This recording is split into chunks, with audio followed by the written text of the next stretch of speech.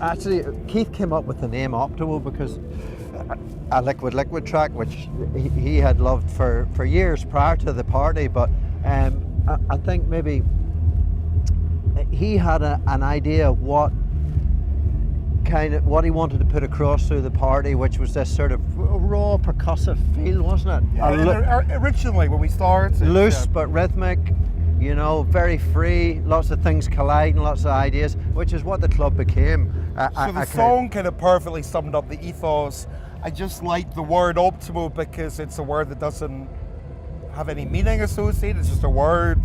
I think, yes, maybe in the early 90s when you had like Slam and Soma, and that really kind of put Glasgow on the map in a kind of techno sense. But I think it's the most number of artists at any time that I can remember that have really kind of put their names on the map and have become known internationally is in the last few years, definitely. Can you tell us your fondest memory and funniest memory inside the walls of Sub Club? I mean, it's an impossible one. I mean, I'll say the fondest. Johnny can come with the funniest. My fondest was we were talking earlier about having Liquid come and play. So persuading them to come and play, and I think they didn't really. I think they came with very low expectations. They thought they were going to come and do a Sunday night in Glasgow, and there was going to be 40 or 50 people, real music nerds, and they came, and the club is like packed with 500 people, like young audience who knew every word of every one of their songs. And I think it was very emotional for them, and it was very emotional for us. And at the end of their set, they're on stage in tears. We're in the DJ box in tears. It was kind of like, dreams can happen. So that's my fondest memory. Funniest memory, I mean, God, we went through so much putting this party on, every week. And one of the initially I didn't find it funny, and then all I could do was laugh. I remember we put on a band called Chicks on Speed, and we had such a huge queue to try and fit everyone in. We'd done this really strange campaign to, and it was just when the party was really taking off, and we went outside and we saw this queue around the block, and we were like, God, Optimo, people really love it. They're coming to this party. And then the band went on stage, and there was an equally big queue to get out of the club. And because they were really shambolic, really chaotic. We kind of hyped up. People didn't really know who they were, but they kind of trusted our judgment. And all we did was just fall around laughing, Doubled our money because we kept people could leave it, and then more people could come in, and then they would leave.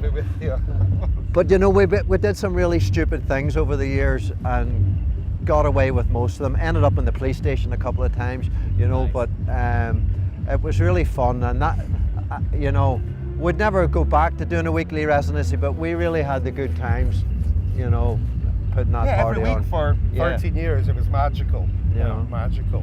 Fantastic. And then you said what makes Sub Clubs so great is that they get the basics right. What other clubs, in your opinion, do just that also?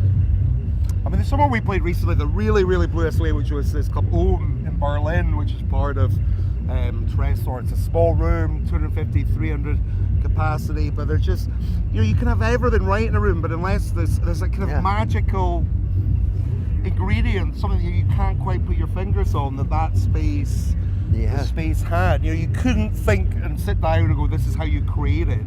No, it's not something that can be designed on paper, and I suppose it's to do with the people who are coming along. And how people interact in a space. And maybe just now something happened in Berlin, and people are maybe looking for somewhere else to go, and the more interesting people are moving somewhere to try this place. But that was a really special club. Same, purpose-built club, Robert Johnson's great whenever, people go there and really,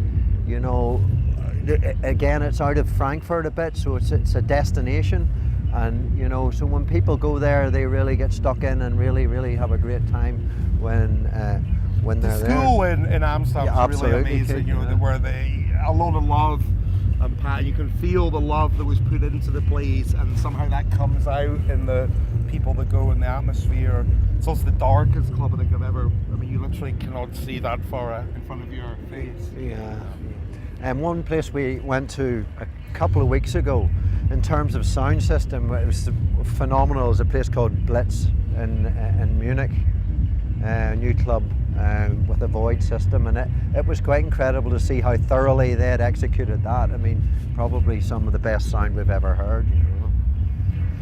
And being veterans of the scene, can you tell us about how you view DJ culture today and how it has developed over your time in the game?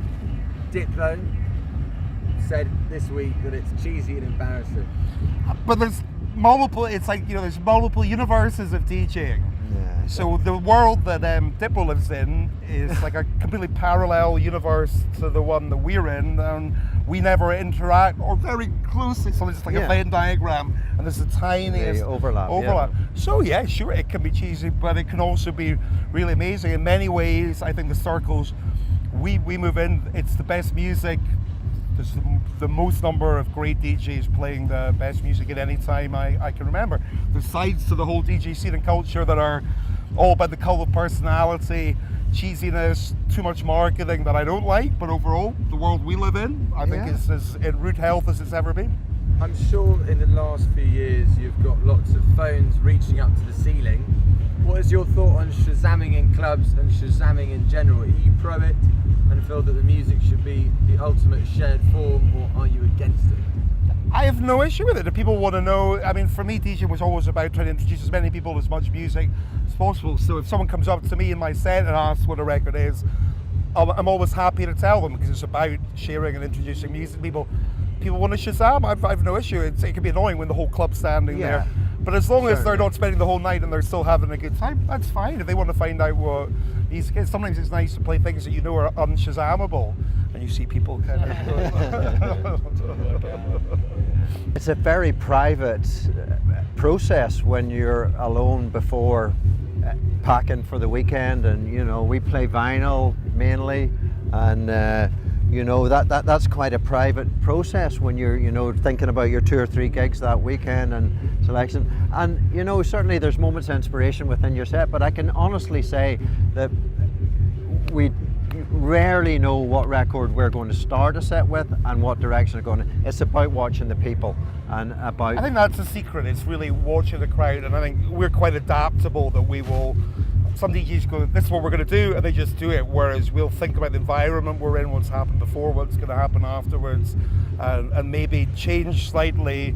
But we're not very dogmatic about what we're going to do. I mean, you can spend all day traveling thinking, I know I'm on after such and such in this room, I know what that room's like, I'm going to play this. Waste of time, because it never works out like that, So I think watching an audience, I mean, like when we finish this interview, I'm going to walk around there and just try and get a sense of what the energy in that quarry is, and things like that are very helpful. You get a sense of what the vibe is, rather than just turning up 2 minutes before you're going to play and sticking a record on.